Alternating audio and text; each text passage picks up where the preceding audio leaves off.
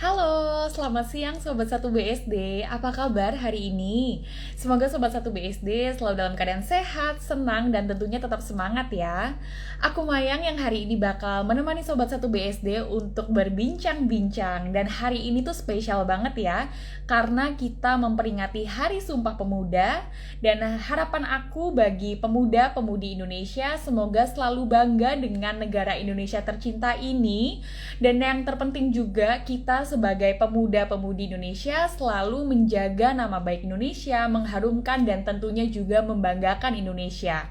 Nah, salah satu tindakan yang bisa kita lakukan ya Sobat Satu BSD untuk menjaga nama baik Indonesia ini adalah dengan berani menolak narkoba yang semakin merajalela di kehidupan kita ya. Nah, maka dari itu hari ini Satu BSD bakal berbincang-bincang langsung dengan Bapak Brigjen Pol Henry Marpaung selaku Kepala BNN Provinsi Banten.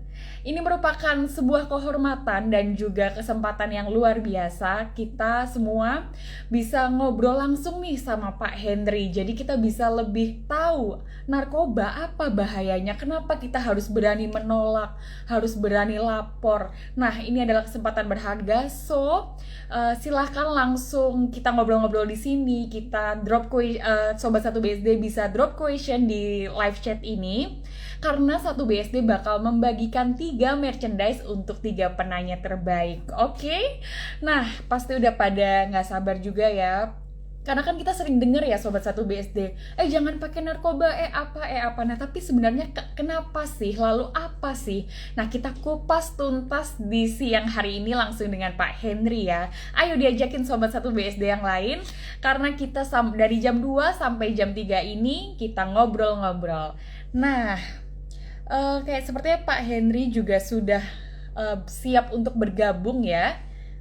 Langsung aja nih, silakan Pak Henry untuk request live IG-nya ya, biar koneksinya aman. Jadi dari tim Pak Henry silakan yang invite ke Satu BSD. Gimana siang hari ini Sobat Satu BSD lagi pada ngapain? Apakah hujan di tempatnya Sobat Satu BSD? Kalau di rumahnya aku nih, karena aku lagi WFH ya, sekarang ini hujan, jadi semoga suara aku bisa terdengar dengan tetap jelas ya, dan clear kan ya Sobat Satu BSD. Hai semua yang udah ngasih high five-nya. Halo Kak, banyak banget nih yang udah dadah-dadah sama aku. Oke, sudah bisa bergabungkah Pak Henry?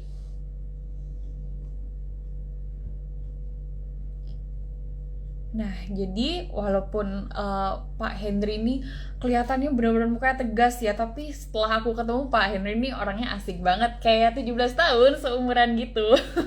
Jadi ini kesempatan berharga, yuk kita ngobrol langsung sama Pak Henry. Udah join nih.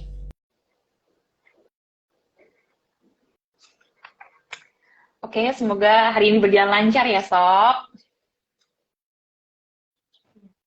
Halo Pak Henry. Halo, selamat sore. Salam Sobat Satu BSD, salam Iya, 100 benar. iya selamat sore juga Pak Henry. Apa kabar Bapak? Alhamdulillah, kabar baik. Ya puji syukur ya Pak ya. Wah, ini Bapak well prepare banget ya Ya, untuk IG Live khusus hari ini. ya khusus untuk kegiatan dari BSD kita harus prepare. Siap, tuh kan Sobat Satu BSD. Seperti yang aku bilang ya, kayaknya Pak Henry tuh mukanya tegas gitu ya, tapi sebenarnya asik banget kok. Ya nggak Pak Henry? Ngobrol Nah, aja kayak waktu kita ketemu itu ya Pak ya. ya, Oke Pak gimana? Henry, ini pengalaman pertama IG Live ya Pak Henry kalau boleh tahu? Ya, betul pertama. Wah, ini kesempatan banget nih, ini sebuah apresiasi juga akhirnya Pak Hendri live IG dan pertama kalinya sama Satu BSD. Nah, hari ini ya Pak Hendri kita kan memperingati hari yang spesial juga ya bagi seluruh bangsa Indonesia. Karena kita merayakan Hari Sumpah Pemuda. Nah, sebelumnya nih Pak Hendri, boleh dong Pak Hendri memperkenalkan diri, menyapa Sobat Satu BSD, sekaligus menyampaikan harapan Pak Hendri terkait Hari Sumpah Pemuda hari ini. Baik. Salam Sobat Satu BSD. Salam sehat 100%. sadar, sehat, dan produktif. Saya, Brigadir Jenderal Polisi Hendrik Marpaung, Sarjana Hukum, sebagai Kepala Badan Narkotika Nasional Provinsi Banten, menyapa seluruh para pemirsa atau para pendengar peserta Sobat 1 BSD. Mari, dengan Hari Sumpah Pemuda, kita bergandeng tangan untuk menyatakan kita harus mempunyai misi dan visi yang menjadi sumber daya manusia yang cerdas, tentunya terbebas dari narkotika dan obat-obatan. Demikian. Oke, thank you Pak Henry. Udah ya, kita sudah kenalan, jadi nggak usah canggung lagi sama Pak Henry. Ayo Sobat 1 BSD kita ngobrol. Ya kan Pak Henry, nanti yang bisa ngasih 3 penanya terbaik, kita juga bakal bagiin 3 merchandise loh. Oke, Sobat.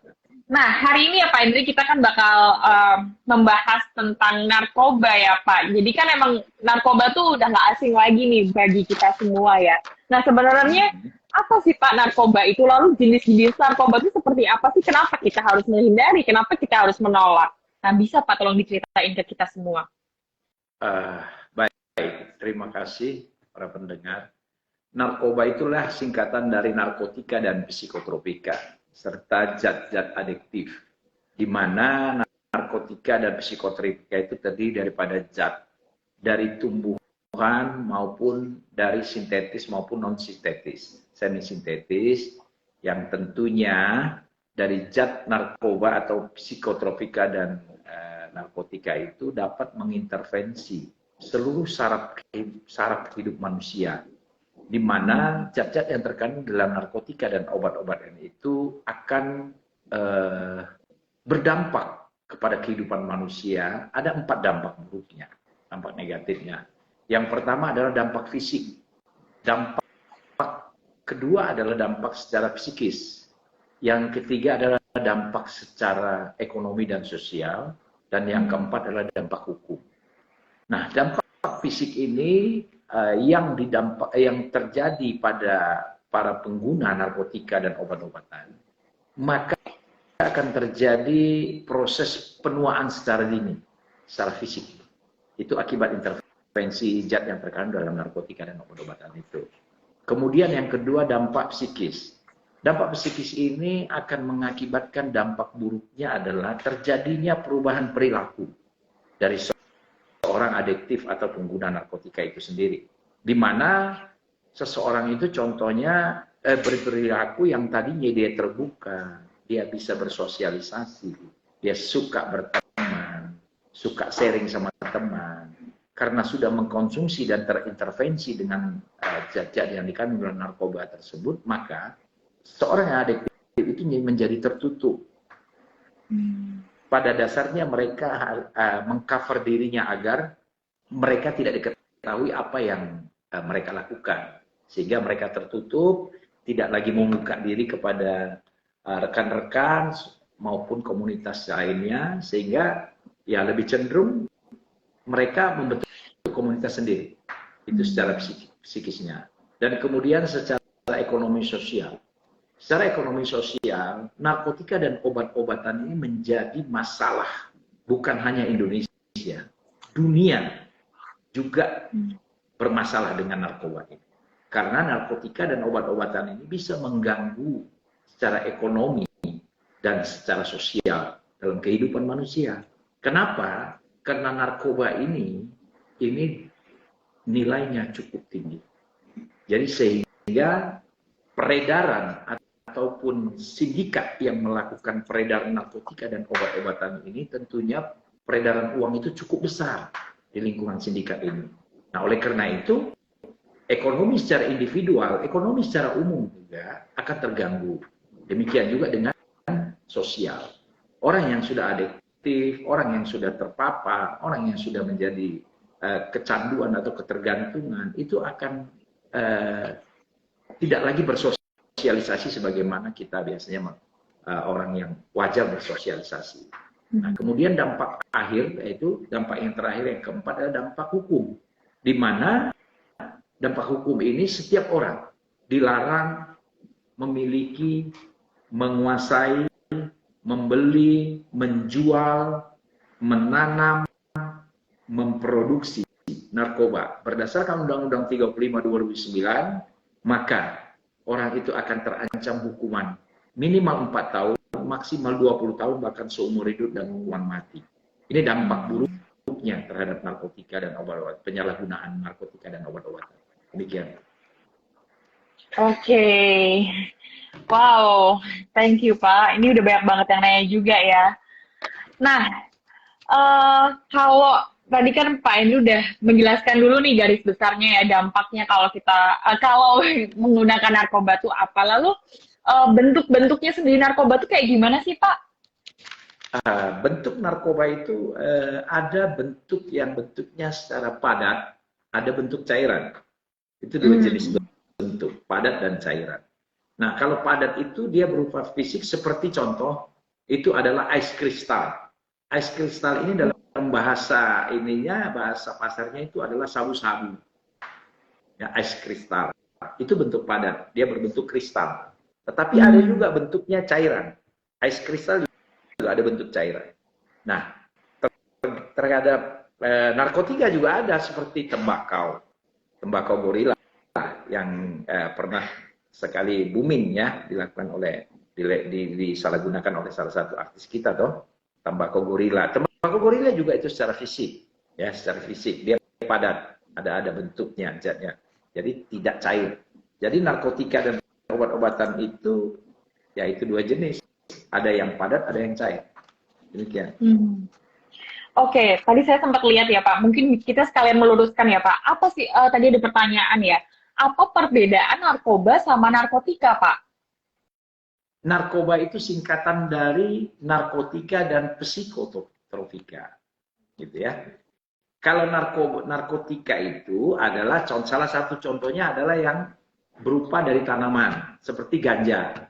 Ganja itu masuk golongan narkotika, ya. Kalau psikotropika itu contohnya tadi ais kristal atau morfin, heroin, ya. Banyak jenisnya, ada penggolongannya. Demikian. Oke. Nah, boleh nggak nih Pak dijelasin secara singkat dan mudah penggolongannya itu kayak gimana sih Pak? Penggolongan narkotika itu sebenarnya ada golongannya, ada 3 golongan. Ya. Golongan pertama itu adalah narkoba yang tidak dapat digunakan untuk terapi atau kesehatan, ya. Dia tidak bisa dimanfaatkan atau digunakan untuk kesehatan, itu intinya, ya. Nah, dia mempunyai sifat adiktif yang sangat kuat, itu golongan 1. Dan golongan 2 juga tidak dapat digunakan untuk kesehatan ataupun terapi, tetapi tingkat adiktifnya tidak seperti yang golongan 1. Nah, golongan 3 ini adalah golongan narkoba yang jenis-jenis tertentu yang sudah masuk dalam Permenkes. Ada narkotika dan obat-obatan ini yang bisa digunakan untuk kesehatan ataupun untuk terapi. Ya, contohnya salah satu seperti morfin.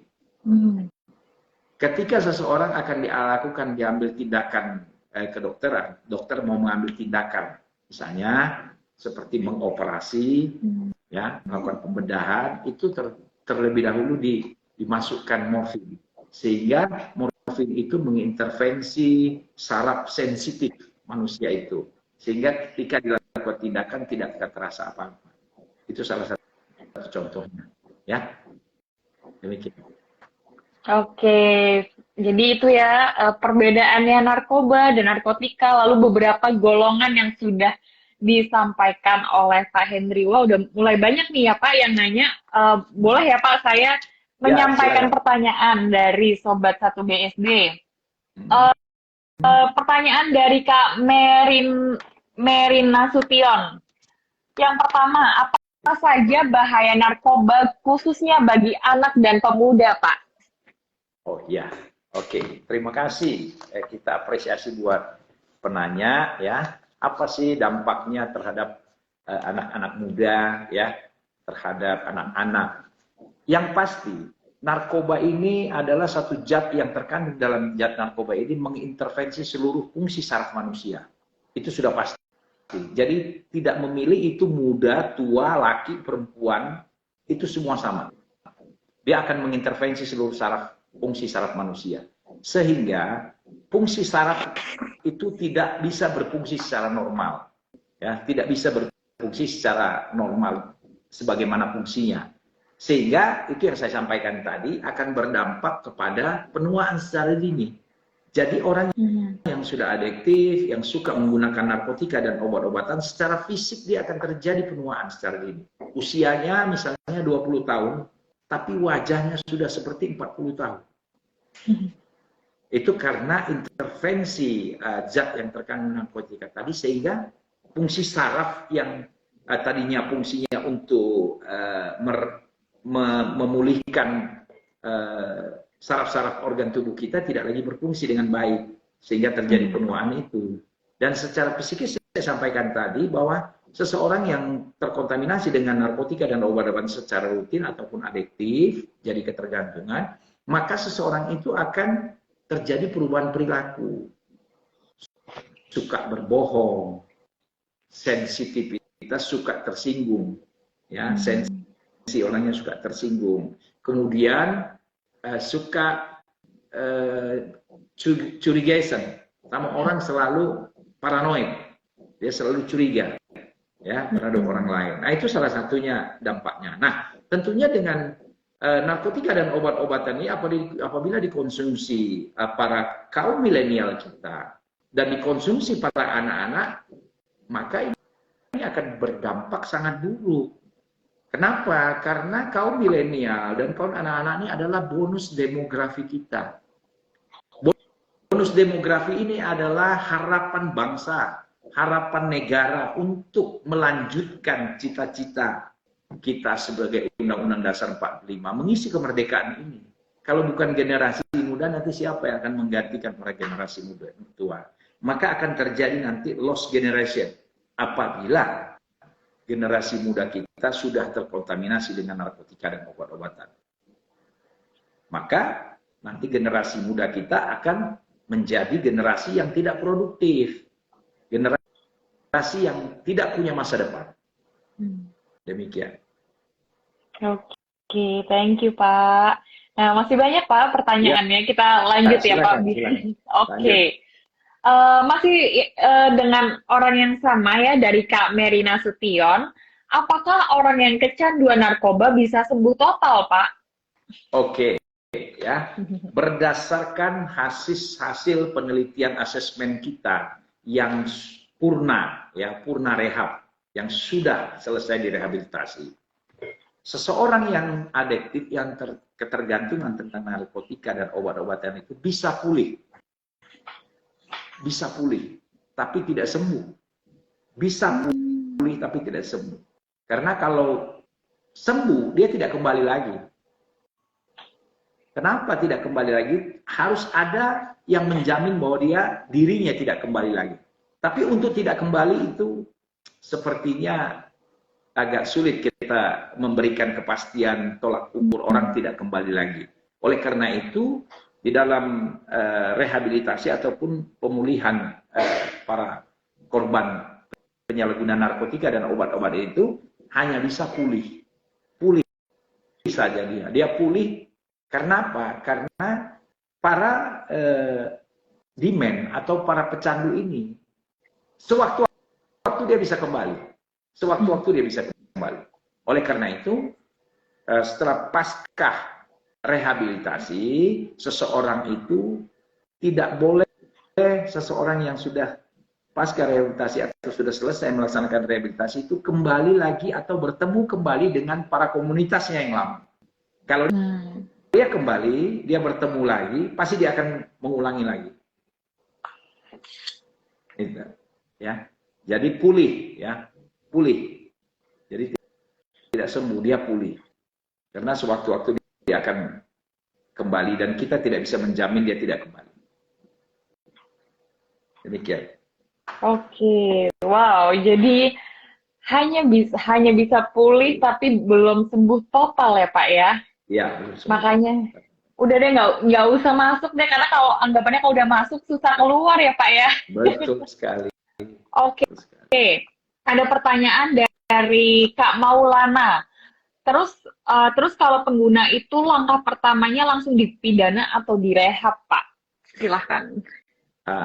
Di dalam Undang-Undang 35 tahun 2009, di mana diatur tentang penyalahgunaan dan peredaran gelap narkotika dan obat-obatan. Di dalam Undang-Undang 35 tahun 2009, di mana ada tergolong penyalahguna yang dimasukkan dalam arti korban. Ya, penyalahguna ini adalah korban.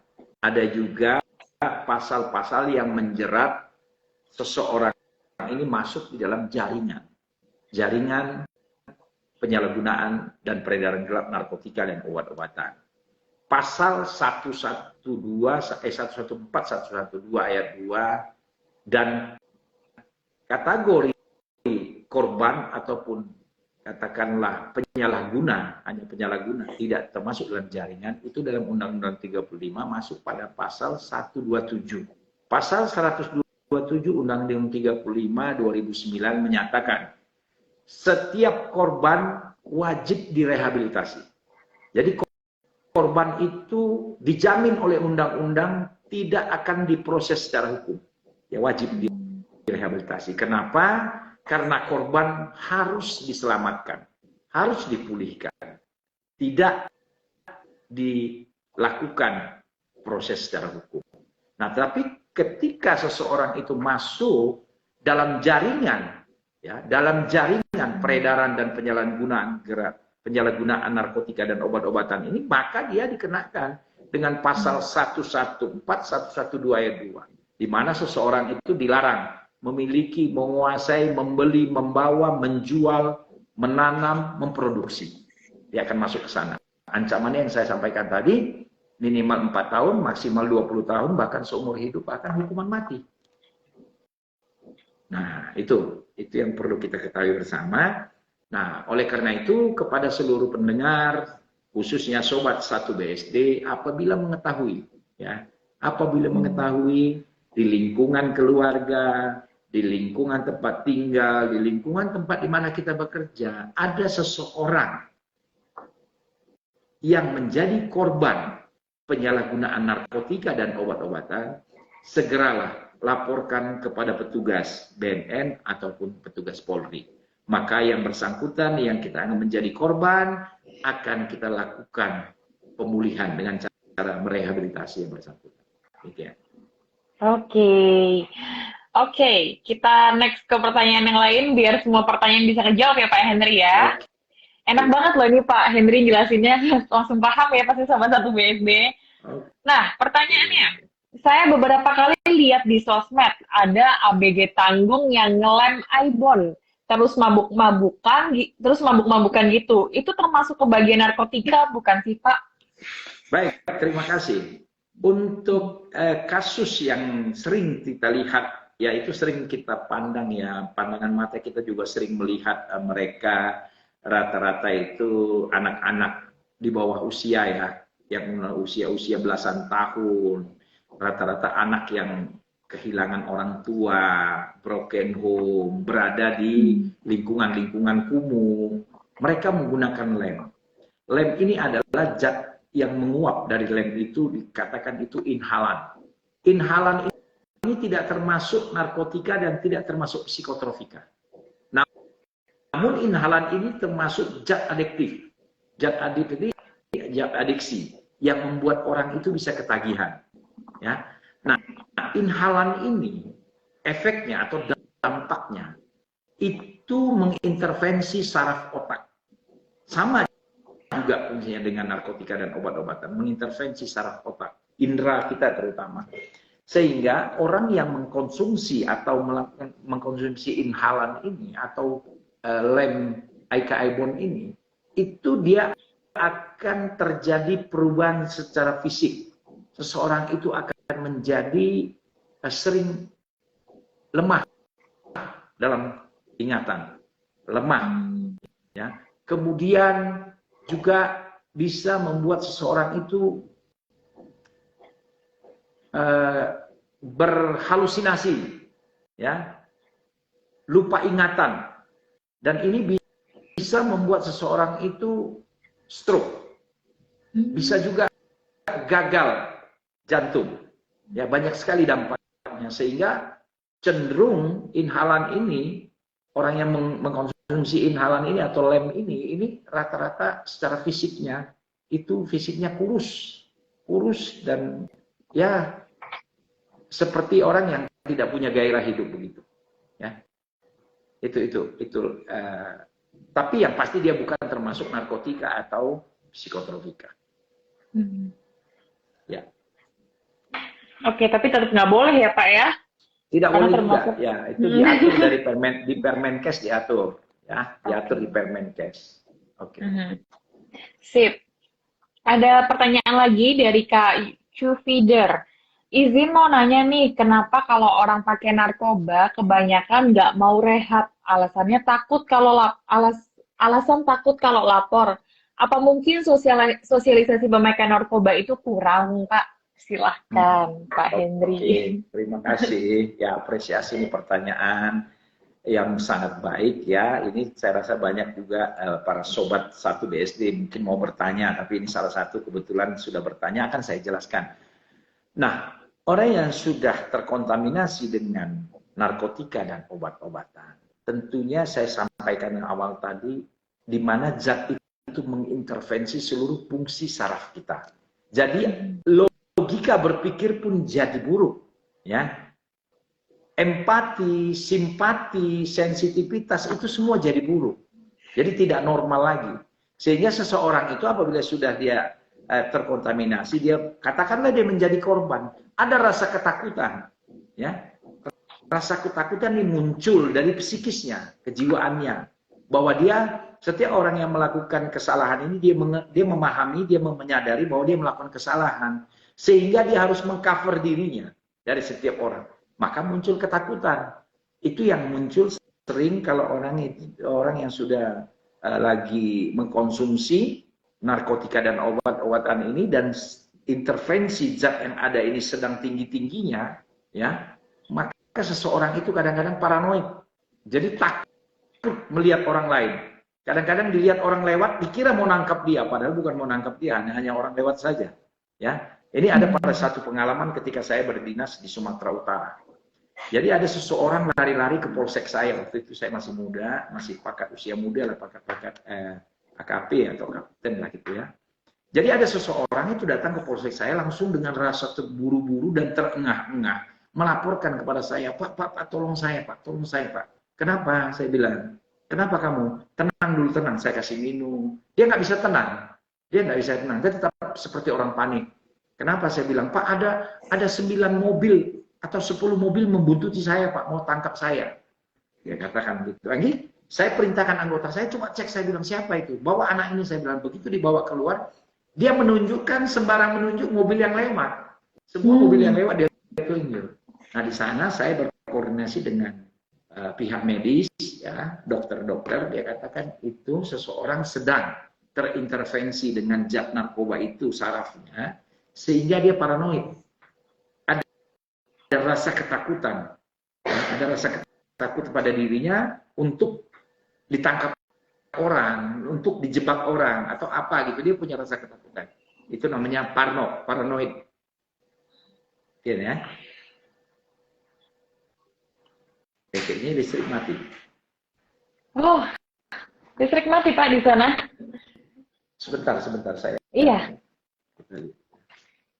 Sepertinya lagi mati. Oh, udah on kembali. Oke, siap Pak. Kita siap nyimak lagi nih. Oke, lanjut. Lanjut Pak. Ya. Mari.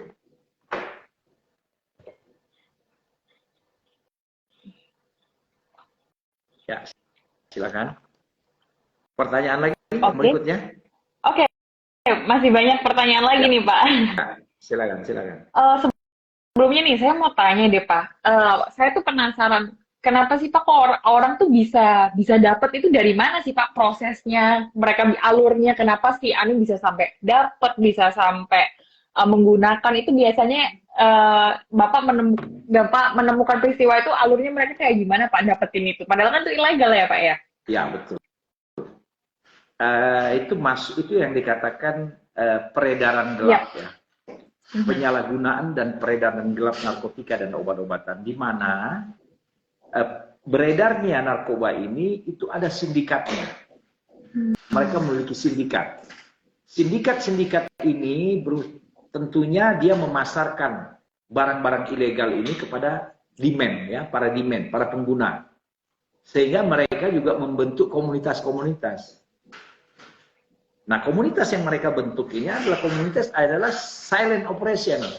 Silent operational. Jadi mereka bergerak secara diam-diam, tertutup. Nah, oleh karena itu mereka di dalam komunitas itu saling mengenalkan, saling berkenalan. Jadi misalnya contoh, ada sekelompok remaja sedang ada satu komunitas, katakanlah komunitas motor. Di dalam komunitas motor itu ada yang sebagai pengguna atau salah satu sindikat di dalamnya. Ini mereka sudah mengetahui, mereka secara diam-diam mereka mengedarkan barang-barang yang ilegal ini gitu. Dan mereka semua pasti silent. Ya. Jadi itulah yang dilakukan mereka sehingga mereka punya jaringan cukup luas untuk memasarkan barang ilegal ini. Demikian. Oke, jadi ada sindikatnya, wow. Nah, berarti kita tuh benar-benar harus punya inner circle yang baik ya, Pak, ya, harus yang positif gitu. Betul. Betul banget. Nah, next kita ke pertanyaan dari Kak Ratu Erni. Izin bertanya, Pak, jika kita mengetahui teman kita positif narkoba atau pengguna, apa yang harus pertama kita lakukan? Kayak gimana? Terputus-putus, coba diulang. Oh, oke. Maaf, Pak. Dari Kak Ratu Erni, izin bertanya, Pak, jika kita mengetahui teman kita positif narkoba atau pengguna, apa yang pertama kita lakukan? Putus. Putus masih. Gimana? Oke. Nggak apa-apa, Pak. Tapi saya dengan suara Pak Henry jelas. Tapi suara saya terdengar. Jelas, Pak, jelas. Jelas ya, oke. Oke, terima kasih yang bertanya Ratu Erni ya. Apabila kita mengetahui seseorang atau teman kita, katakanlah, kita ketahui bahwa teman kita itu adalah sebagai penyalahguna ataupun jaringan, itu kita sebagai warga ataupun masyarakat Indonesia yang taat akan hukum, ya, itu segera melaporkan kepada petugas, baik itu dari BNN maupun petugas dari kepolisian. Ya, itu segera dilaporkan sehingga pihak BNN atau petugas dari kepolisian bisa melakukan penelitian, penyelidikan terhadap seseorang itu, apakah seseorang itu korban atau dia masuk dalam jaringan penyalahgunaan dan peredaran gelap narkoba ini. Oke, jadi kita harus langsung lapor ya Pak, karena kan ini nggak cuma tanggung jawabnya BNN atau Polri doang, tapi tanggung jawab kita semua ya Pak sebenarnya. Ya, betul. Betul sekali. Karena persoalan narkoba ini adalah merupakan tanggung jawab kita seluruhnya. Memang merupakan tugas pokok dari Badan Narkotika Nasional melakukan pencegahan dan pemberantasan penyalahgunaan peredaran gelap narkotika dan obat-obatan. Demikian juga menjadi tugas pokok kepolisian. Tetapi BNN dan kepolisian itu tidak memiliki kemampuan 100% untuk dapat melakukan penyelidikan ataupun melakukan penegakan hukum terhadap jumlah penduduk Indonesia yang cukup banyak. Oleh karena itu, dengan keterbatasan personil, keterbatasan dari BNN maupun Polri, diharapkan seluruh lapisan masyarakat berperan aktif untuk mendukung pencegahan dan penyalahgunaan peredaran gelap narkotika ini, untuk kita bisa selamat dari penyalahgunaan dan peredaran gelap narkotika di Indonesia. Oke. Tadi kan Pak Henry udah jelasin ke kita semua nih dampak-dampaknya kalau menggunakan narkoba. Tapi sepertinya Pak Henry belum menyinggung banget nih dampak ekonomi kalau kita menggunakan narkoba itu apa Pak dampaknya yang selama ini Bapak Oke, pernah temui kasus-kasusnya? oke. Terima kasih ya, baik sekali. Dampak ekonominya demikian. Dampak ekonominya kepada, kita berbicara kepada individu ya. Ya. Narkotika dan obat-obatan ini kalau kita konversikan dengan nilai rupiah, nilainya cukup tinggi. Nilai narkotika itu cukup tinggi. Bahkan harganya lebih mahal daripada logam mulia. Nah, oleh karena itu, setiap orang yang menggunakan atau menyalahgunakan narkotika dan obat-obatan ini, apalagi dia pengguna tetap, ya, atau pecandu tetap, dia harus mengkonsumsi setiap hari, maka dia harus membeli narkotika dan obat-obatan yang nilainya cukup mahal ini setiap hari. Nah, kita bayangkan kalau seseorang itu bisa menggunakan narkotika per hari, ya, per hari 5,5 gram saja lah, katakan, ya, setengah gram saja dia menggunakan narkotika dan obat-obatan, maka uang yang harus dipersiapkan untuk membeli narkotika itu minimal antara 400.000 sampai 500.000 rupiah. Kita bayangkan kalau tiap hari 500.000 rupiah, satu bulan dia harus menyiapkan uang 15 juta rupiah. Nah, bagaimana kalau seseorang adiktif atau seseorang pecandu tidak mempunyai penghasilan? Maka dia akan melakukan tindakan-tindakan lain, tindakan pelanggaran hukuman lain. Contohnya, dia akan mencuri, dia akan berbohong, menipu, dia akan merampok, dia akan membegal hanya untuk mendapatkan rupiah untuk memperoleh narkoba itu. Itu kalau kita berbicara secara individu. Kita berbicara, kalau kita berbicara terkait dengan ekonomi secara, katakanlah di Provinsi Banten. Banten ini terdiri dari 8 kabupaten kota, di mana Banten ini jumlah penduduknya sekitar 13,16 juta personil, orang penduduknya, ya. Dari 13 juta lebih penduduk ini, pada tahun 2019, data yang kita peroleh, baik itu dari kepolisian, baik dari BNN, baik dari Kementerian Kesehatan, Kementerian Sosial, yang terpapar narkotika dan obat-obatan itu di Banten, jumlahnya kurang lebih 48.000 orang. Wow. Jumlah 48.000 orang ini jumlah yang cukup fantastis. Nah, kita bayangkan 48.000, ya, 48.000, kalau 48.000 orang yang sudah terkontaminasi ini menggunakan ais kristal, katakanlah sabu-sabu per hari 1 gram saja, berarti 48.000 gram per hari yang dibutuhkan untuk dikonsumsi dari 48.000 orang. Kalau 48.000 gram dibagi dengan 1.000 per 1 kilo 1.000 gram, maka 48 kilogram per hari untuk Banten, 8 kabupaten kota. Nah, kalau 48 kilogram, 1 kilogram sabu-sabu itu atau ice kristal itu bisa dikonversikan kurang lebih sekitar ya 750 juta sampai 1 miliar. Nah, kita bayangkan kalau 1 miliar kita konversikan dengan jumlah 48 kilo, berarti 48 miliar per hari. Kita kalikan 10 hari, kita kalikan 30 hari, jumlahnya 1 bulan bisa triliun. Nah, ini uang yang beredar di sindikat narkotika ini, yang jumlahnya triliun per tahun, per bulan ini, per tahun ini uangnya adalah cash and carry yang beredar di 8 kabupaten kota. Nah, bagaimana dengan peredaran uang di pasaran bisnis kita?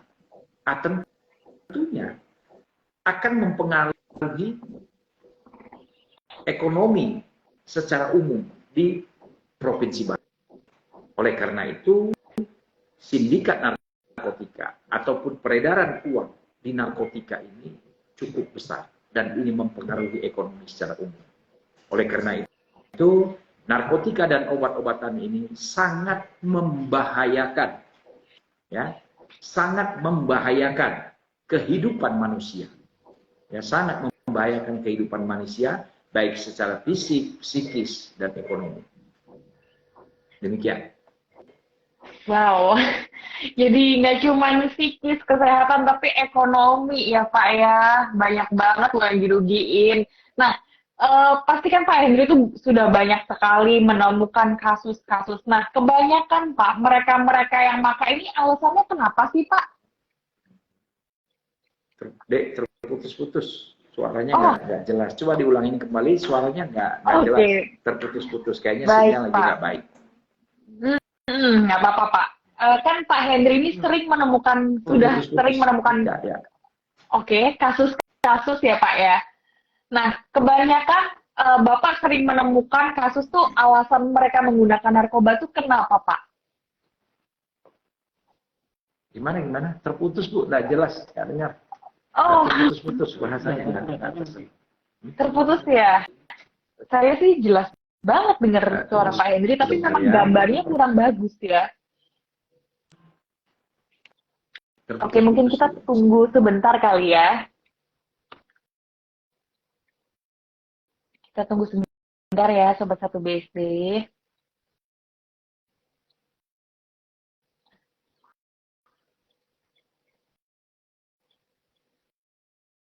Di tempat Sobat 1 BSD, Pak Henry nge-freeze nggak di layarnya? Kok di tempat saya iya ya? Atau nggak mungkin Pak Henry left dulu baru rejoin lagi? Oh, halo. Ya. Iya. Iya, Pak Henry sudah kembali bergabung. Terputus-putus. Suaranya terputus. Oke. Kalau Bisa sekarang bagaimana Pak? Sudah oke? Kembali coba ke pakai ini WiFi deh. Kembali pakai WiFi kita. Nih, kita tunggu Pak Henry sebentar ya. Suaranya nggak bisa jelas terdengar. Coba, ya, lantai dua. Lantai dua. Oke, sudah masuk. Halo? Ya, oke. Halo Pak Henry. Oke, udah bagus ya. Oke, Ya, sudah kembali silakan. bergabung Diulangi ya lagi. Pak ya. Boleh. Ya, silakan. Nah, Pak Henry ini kan sering menemukan kasus-kasus ya pastinya Pak. Kebanyakan yang Ya. Pak Henry temui, alasan mereka ini menggunakan narkoba itu apa Pak? Oke, baik. Pada dasarnya dari hasil penelitian kami selama kami pengalaman di pembasmi narkotika dan obat-obatan ini, mereka yang pertama alasannya adalah gaya hidup. Kadang-kadang ada komunitas kaum remaja kita, ada kalau nggak menggunakan narkoba katanya nggak maco, ya. Oh. Jadi ada pengaruh lingkungan, pengaruh teman, ya. Nah, kemudian yang kedua ada juga yang memahami bahwa menggunakan narkotika itu adalah salah satu problem solving dari permasalahan yang ada di alam. Nah, jadi pemahaman yang salah, ya, pemahaman yang salah. Yang ketiga adanya problem-problem, terutama ya broken heart, orang yang putus cinta atau yang depresi. Lah mencari problem solving, ketemulah dengan para sindikat atau komunitas pengguna penyalahguna narkotika dan obat-obatan. Nah, mereka terpengaruh, diberikan solusi dengan cara mengkonsumsi narkoba. Karena ketika digunakan narkotika dan obat-obatan itu problem itu hilang, tidak terpikirkan. Karena zat narkotika yang ada di narkotika itu sudah mengintervensi fungsi sarafnya dengan tidak berfungsi dengan baik. Sehingga problem-problem yang dianggap ada problem ekonomi, problem bisnis, mungkin problem perkuliahan, problem rumah tangga, problem apapun terlupakan. Sehingga dianggap itu solusi. Nah, ini pemahaman yang salah. Ya, kebanyakan pemahaman yang salah. Dan yang kedua, ada faktor ekonomi. Masuk dalam jaringan narkotika dan obat-obatan itu mempunyai penghasilan finansial yang cukup besar, sehingga ada faktor ekonomi. Nah, rata-rata yang melihat atau dari perspektif ekonomi, mereka memandang bahwa ini adalah bisnis. Dan mereka bisa tidak menjadi penyalahguna, mereka tidak menggunakan, bahkan mereka hanya mengambil manfaat bisnisnya, dianggap bisnis. Demikian. Wow, ternyata benar ya Pak, yang kasus-kasus karena nggak biar dianggap maco terus make, ternyata itu benar-benar terjadi ya Pak. Betul sekali. Benar-benar ya, harus pilih-pilih temen loh Sobat Satu BSD. Nah, ada pertanyaan dari Kak Siregar Aprin. Tips mencegah penyalahgunaan narkoba gimana Pak? Nah, ini dia. Ini yang benar. Pertanyaannya bagus sekali. Ya. Para Sobat Satu BSD, obat mencegah narkotika dan obat-obatan itu tidak ada. Kita cari sampai dari ujung ke ujung dunia pun tidak ditemukan obat untuk anti narkoba. Nah, untuk mencegah jangan terpapar dengan narkotika dan obat-obatan, nah ini yang kita butuhkan. Karena setiap orang tidak tergantung pada usia, tidak tergantung pada jenis kelamin, tidak tergantung tingkat sosialnya, bisa terpapar narkotika dan obat-obatan. Oleh karena itu, untuk menghindari terpapar narkotika dan obat-obatan, maka pertama, kita harus memahami apa dampak buruk daripada narkotika dan obat-obatan. Ketika kita sudah paham tentang dampak buruknya bahwa narkotika dan obat-obatan ini tidak bermanfaat bagi kehidupan manusia, maka kita harus membangun imun terhadap diri kita, mengatakan tidak terhadap narkotika dan obat-obatan. Itu kunci. Yang kedua, mari kita tingkatkan iman kita, kita pertebal. Sebab narkotika dan obat-obatan ini adalah barang yang tidak diizinkan oleh agama apapun.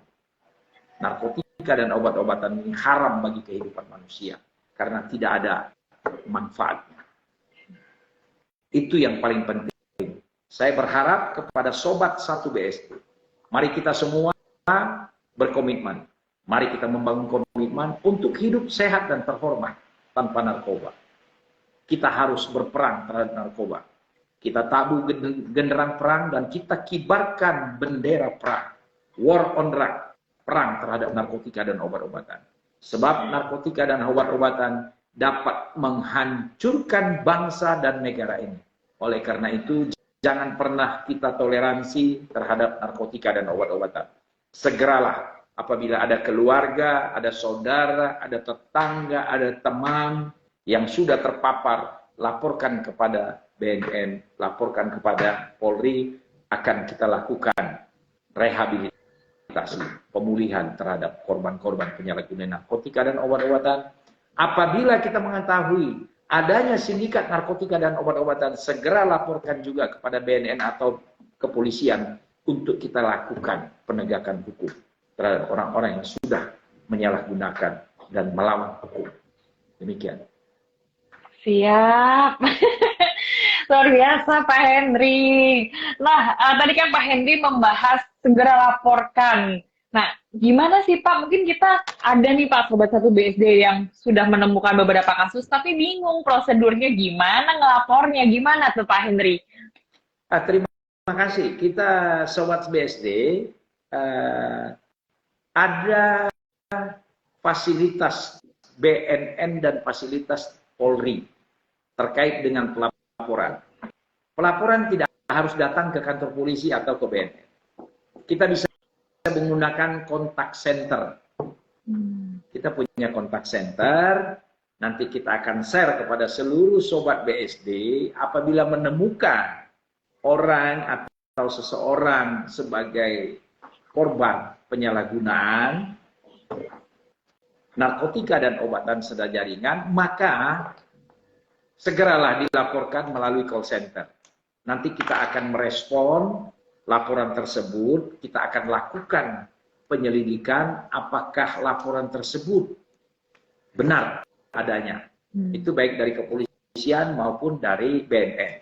Jadi segeralah dilapor, baik itu korban apapun itu yang terjadi terkait dengan penyalahgunaan narkotika dan obat-obatan, segera dilaporkan saja.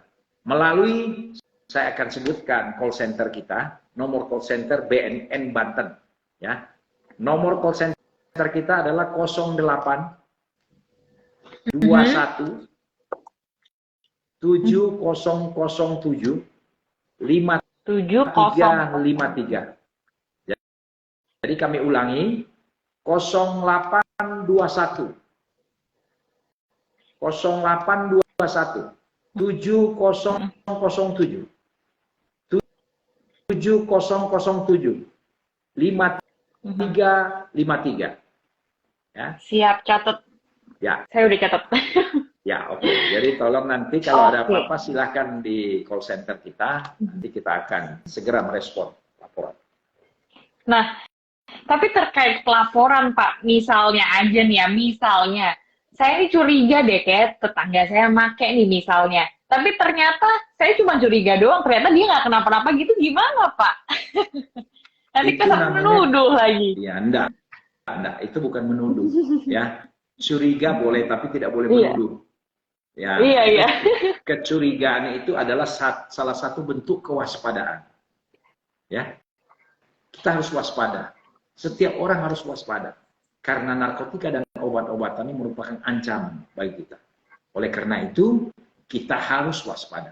Jadi kita tidak menuduh, tapi kita mencurigai. Biarlah nanti pihak-pihak yang berwajib melakukan penyelidikan.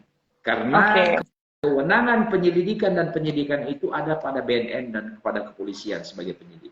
Ya, jadi kita tidak dikatakan bahwa kita ini menuduh. Ya, siapapun yang melaporkan tidak menuduh, tetapi kita waspada. Itu salah satu bentuk kewaspadaan kita. Itu sangat baik. Itu namanya kita melakukan tindakan preemptif. Ya, sebelum terjadi, kita sudah melakukan kewaspadaan. Demikian. Betul. Jadi buat sobat satu BSD mungkin ada rasa kecurigaan, nggak apa-apa, kita nggak nuduh kok. Nggak apa-apa, lapor dulu, nanti urusannya BNN nih yang menelusuri lebih dalam. Yang penting lapor dulu. Kalau udah berani lapor aja tuh udah bagus ya Pak ya? Iya, betul sekali, udah bagus. Oke. Oh, ini saya mau mengucapkan terima kasih untuk Kak Arya Saputra dan Kak Surya Tama ya, sudah membantu untuk mencatat nomor call center tadi. Tapi sepertinya yang dicatat Kak Arya nih salah ya. Maksudnya yang benar kan belakangnya 5353 ya Pak ya? Iya, betul. Betul. Tapi thank you so much Kak Arya dan Kak Surya sudah membantu membantu saya untuk mencatat nomor call center BNN tadi. Itu ada nanya juga nih Pak, rahasia dijamin ya Pak ya? Nah itu Pak, mungkin ketika melapor rahasianya dijamin kan ya Pak ya? Ya, para sobat 1 BSD, untuk pelaporan, itu setiap orang, nah ini ada undang-undang kita namanya LPSK, ya, LPS, Lembaga Perlindungan Saksi dan Korban, ya. Lembaga Perlindungan Saksi dan Korban itu diatur dalam undang-undang. Jadi undang-undang menjamin kepada setiap orang untuk dilindungi secara hukum. Karena setiap warga negara Indonesia wajib mendapatkan perlindungan hukum. Karena kita adalah bangsa yang taat kepada hukum. Jadi jangan pernah ragu ketika kita sudah melaporkan ada keraguan, segera laporkan kepada pihak kepolisian maupun BNN, Pak, lindungi kami, karena kami terancam. Kita akan memberikan perlindungan, pelayanan perlindungan itu, karena dijamin oleh undang-undang. Demikian. Oke, jadi don't worry ya Pak ya, yang mau ngelapor takutnya nggak enak nih sama tetangganya. Jadi ternyata rahasia terjamin salah satu BSD. Nah, masih ada tadi Pak 2 pertanyaan ya yang belum dijawab nih Pak dari Sobat 1 BSD. Boleh dong Pak Henry menceritakan gambaran singkat dan umumnya tentang rehabilitas tuh kayak gimana sih Pak emang? Nah, rehabilitas ini adalah salah satu bentuk kegiatan yang menjadi tugas kita karena diatur di dalam undang-undang. Setiap orang yang terpapar ataupun korban penyalahgunaan narkotika dan obat-obatan ini wajib direhabilitasi. Di mana di Undang-Undang 35 tahun 2009 tentang narkotika dan obat-obatan di pasal 4 huruf D menjamin pengatur upaya rehabilitasi medis dan sosial bagi penyalahguna dan pecandu narkotika dan obat-obatan.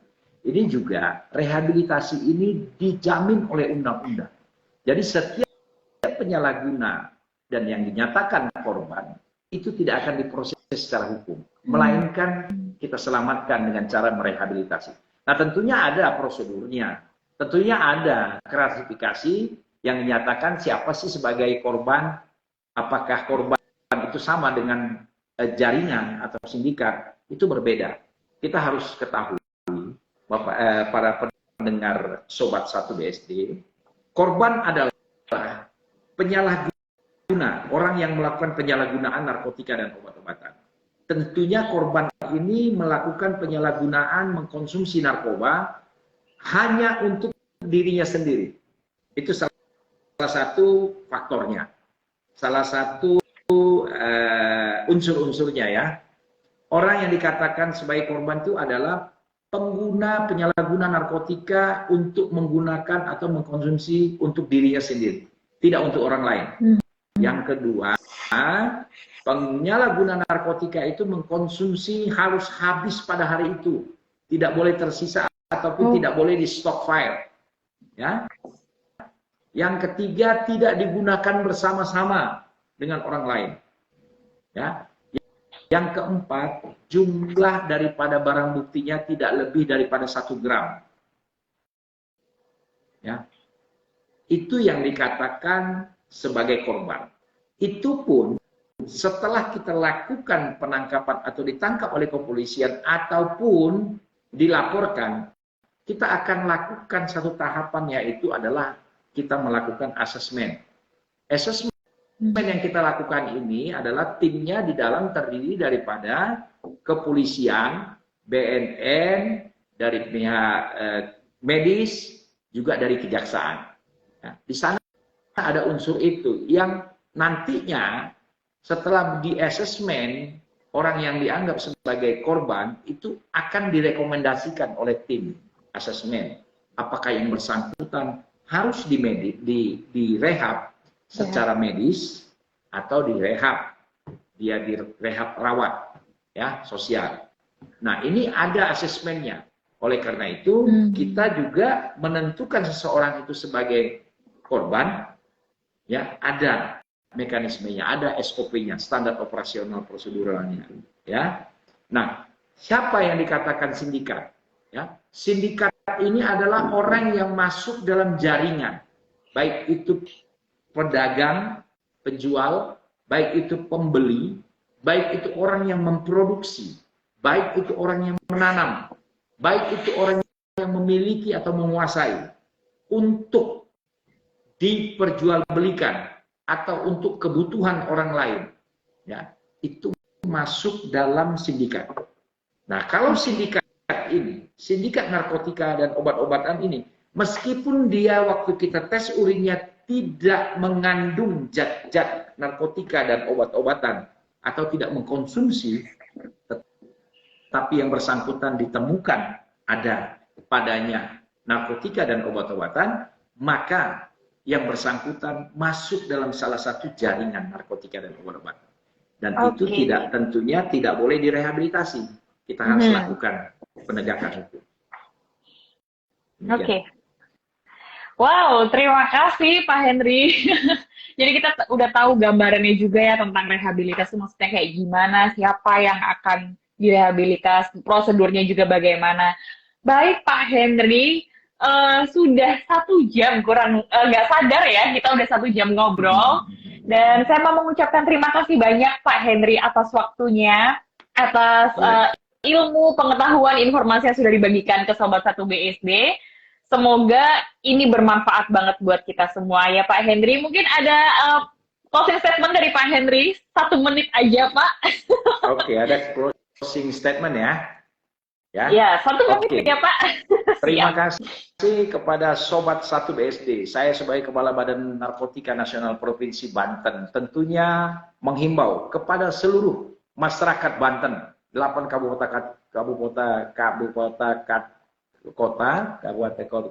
kota, untuk kita bersama-sama membangun komitmen terhadap pencegahan, pemberantasan dan penyalahgunaan peredaran gelap narkotika dan obat-obatan. Mari kita bersama menyatakan war on drug, perang terhadap narkotika dan obat-obatan. Hiduplah sehat dan terhormat tanpa narkoba. Sebab narkotika dan obat-obatan tidak bermanfaat bagi kehidupan manusia. Bahkan narkotika dan obat-obatan adalah salah satu mesin pembunuh yang efektif untuk menghancurkan suatu bangsa. Narkotika dan obat-obatan adalah pola penghancuran yang dengan pola-pola ekonomis dan menguntungkan. Oleh karena itu, jangan pernah mencoba narkotika dan obat-obatan. Sekali mencoba, akan hancur masa depan kehidupan kita. Demikian. Salam Siap, terima sehat, kasih. 100% Salam sehat. sadar, sehat, dan produktif. Siap, terima kasih Pak Henry, terima kasih BNN Banten dan seluruh pihak yang sudah mendukung acara hari ini. Semoga kita bisa ketemu di lain kesempatan. Salam sehat semuanya. Sampai jumpa. Thank you Pak Henry. Thank you. Selamat sore.